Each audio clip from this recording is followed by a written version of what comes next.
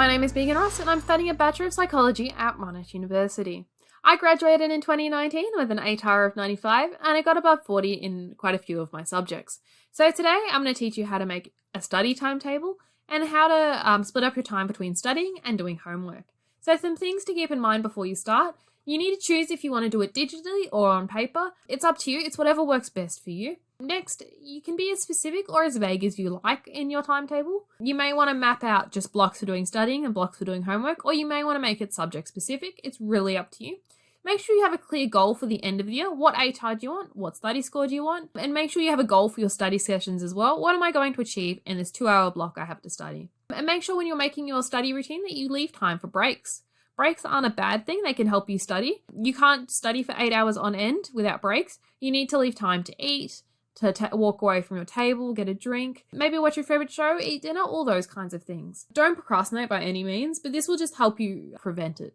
So some people will disagree with me on this, but I say homework is not studying. Homework can help you consolidate your knowledge and it'll also make your teacher very happy. However, it is not the best way to study for your SACs. Studying for your SACs should really be that active recall, so using flashcards, writing out everything you know on a piece of paper, doing practice questions, all of those sorts of things. Now, the next thing you need to do is you need to make sure you plan ahead. You should get a list given with all your SAC dates and your exams far in advance, so make sure you know what's coming up. You should start studying for your SACs about 2 to 3 weeks ahead and exams 4 to 6 weeks. Now, that sounds like a lot, but this is really going to maximize your marks and really help you to get the best possible result. Now, getting started, here are some questions that I want you to ask yourself. What ATAR do you want at the end of the year?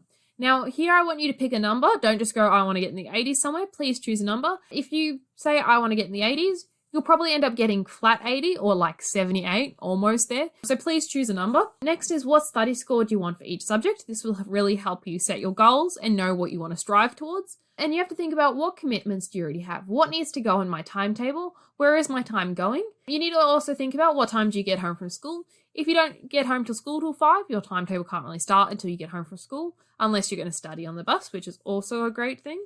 Next, you think, when do you best study? See, for me, I'm more of a night person than a morning person. So me getting up early to study isn't going to be very productive. So I'm going to put my study sessions at night.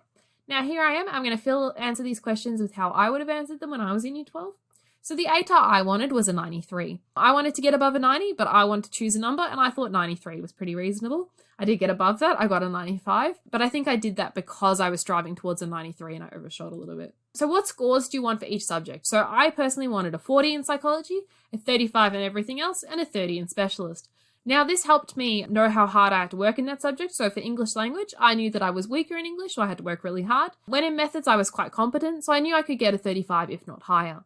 Now, these aren't my actual study scores. I did get quite a bit higher in most of them, but I had clear goals that I was working towards when I was studying. In terms of what commitments I had in year 12, I did work and I did take part in the school musical, so I had to schedule those into my timetable. Now, what time do you get home from school? I was quite lucky that I lived pretty close to school, so I got home at 3:15 when school finished at 3:05. But if you don't get home from 5 and you're spending 2 hours on the bus, maybe you should utilize that time. And also think about when do you study best. So I study best between 4:30 and 10 p.m. So I'm more of a night person. Now this study timetable is on the StudyClick's website for you to download and personalize. So I'm going to personalize it for me. So I'm going to put in my blocks. So I get home at 3:15. So I'm going to start studying roughly at 4. But I'm going to schedule in the activities that I already had. So I had musical practice on Mondays and Thursdays until 4:30. So that's going on my study timetable. I had work on Friday afternoon, so I couldn't study at all. I also had work on Saturday and Sunday, but I was always finished by 3, so I could start studying at 4. Now, something I know very much about myself is I need an afternoon nap. So I scheduled this into my routine. So I would nap until 4:30 every day and then start studying because I knew this would make me more productive. I also scheduled in when I had dinner. So I eat dinner quite late, so I eat between 7 and 7:30. So that's in my study timetable. So that'll be my dedicated break. Now moving towards the academic side. So I would schedule in 2 hours of homework every day during the week, just to make sure I have the homework for the next day ready. And then I would also schedule in study time. So after dinner, I would be studying, so like revising, studying for SACs. When before dinner, I would be doing homework. So that would be the stuff my teacher had assigned me to do. So looking at on Saturday, I would switch it up. So I'd do study first and then do a little bit more study after dinner, just finishing up anything I didn't finish prior. And then I would do my homework before I went to bed. Now on Sunday, I'm going to hope that I had all my homework finished on Saturday and I would just study the whole day. This can look different for you, but this is just an example. I'm going to show you another one. So this one will be more specific, accounting for different subjects.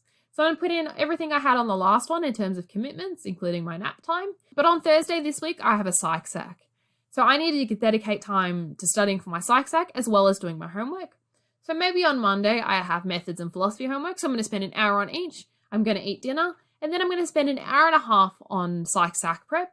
And then I'm going to spend an hour on English study because I've got an English sack next week or something.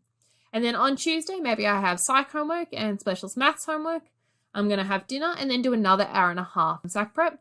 And then I'm going to do some philosophy study. So maybe I have a philosophy sack coming up, or I just want to make sure I understand the terms as well.